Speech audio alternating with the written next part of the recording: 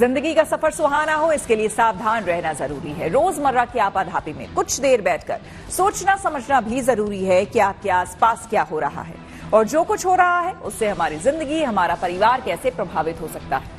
इसलिए हॉर्न बजाकर बाखबर करने वाली खबर जरूरी होती है। और आज की ये खबर हम सबकी जिंदगी से जुड़ी है। हमारे देश में इलाज की तमाम सुविधाएं होने के बाद कई लोग ऐसे भी हैं जो कि इलाज के नाम पर मैजिकल हीलिंग यानी कि तंत्र मंत्र और जादू टोने का सहारा लेते हैं। अंधविश्वास के नाम पर किए जाने वाले इस इलाज के चक्कर में कुछ लोग अपनी जान तक गंवा देते हैं तो कई लोग लाइलाज ही रह जाते हैं। ऐसे में असम सरकार ने जादू टोने वाले इलाज के खिलाफ सख्त कदम उठाया है ताकि भोले भाले लोगों का शोषण ना हो और उन्हें सही इलाज मिल सके। जाहिर है, असम में हिमंता बिस्वा शर्मा की सरकार ने अंधविश्वास के नाम पर होने वाले इलाज के खिलाफ सावधानी वाला हॉर्न बजाने का काम किया है।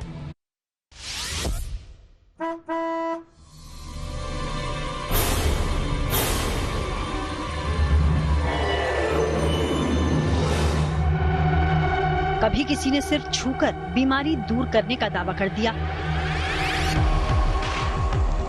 तो कहीं सिर्फ पानी से ही मर्ज ठीक हो गया। आंखों पर अगर अंधविश्वास की पट्टी बंधी हो तो इलाज के ऐसे फॉर्मूले अक्सर कारगर दिखने लगते हैं। लेकिन अब असम में इलाज का ये तरीका कहीं नहीं दिखेगा। असम सरकार ने ऐसे जादुई इलाज या मैजिकल हीलिंग पर पाबंदी लगाने वाले बिल को मंजूरी दे दी है। Assam healing prevention of evil practices bill जादू टोने और झाड़ फूंक से इलाज को गैर कानूनी करार देता है। सरकार का मानना है कि बिल का मकसद विज्ञान पर आधारित इलाज को बढ़ावा देना है ताकि लोगों की सेहत और पैसों से खिलवाड़ न हो। इस नए कानून के तहत मैजिकल हीलिंग अब राज्य में गैर जमानती अपराध होगा। पहली बार अपराध साबित होने पर दोषी को 1 से 3 साल की सजा होगी।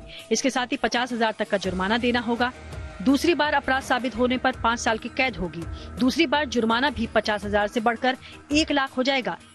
इसके साथ ही मैजिकल हीलिंग के विज्ञापनों पर भी रोक लगा दी गई है। पुलिस मैजिकल हीलिंग प्रैक्टिस पर नजर रखेगी और उचित कार्रवाई करेगी। Assam cabinet has passed a very important legislation in last cabinet prohibiting healing. Healing is a very dicey subject which is used to convert tribal people. So this bill we are going to pilot because we believe that religious status quo is very important.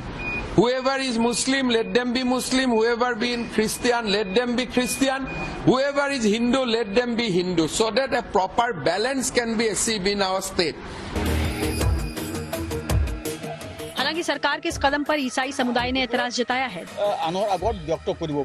दरअसल cabinet approval लेने के दौरान असम के CM ने कहा कि इस bill का एक मकसद धार्मिक प्रचार प्रसार को रोकना भी है। उन्होंने दावा किया कि मैजिकल हीलिंग का इस्तेमाल आदिवासी लोगों का धर्म परिवर्तन करने के लिए भी होता है। मुख्यमंत्री के इसी बयान पर ईसाई समुदाय को एतराज है। असम में धर्मांतरण की शिकायतें बढ़ी तो उसका विरोध भी बढ़ा है। पिछले महीने ही हिंदू समूह कुटुंब सुरक्षा परिषद ने मिशनरी स्कूल्स के कैंपस से ईसाई प्रतीक हटाने को कहा था। संगठन का कहना था कि स्कूल्स का इस्तेमाल धार्मिक हित साधने के लिए हो रहा है। अब मैजिकल हीलिंग के खिलाफ नया बिल भी ईसाई संगठनों को परेशान कर रहा है। असम क्रिश्चियन फोरम नाम के संगठन की दलील है कि वो प्रार्थना से इलाज के हिमायती हैं। कई दूसरे धर्मों में भी ऐसा होता आया है। इसे वो फेथ हीलिंग मानते हैं, जहां किसी एक शख्स की बीमारी को ठीक करने के लिए कई लोग मिलकर दुआएं करते हैं। अब आपने क्या अमेंडमेंट ला सकते हैं देखेंगे, लेकिन ये जो इविल प्रैक्टिसेस है ये तो बहुत सारा है। यहाँ में बहुत बाबा लोग करता है, बहुत मिस एप्रोप्रिएशन मिस प्रैक्टिस करता है। तो इसके अगेंस्ट में हम लोग का कुछ बोलना है, कुछ करना है।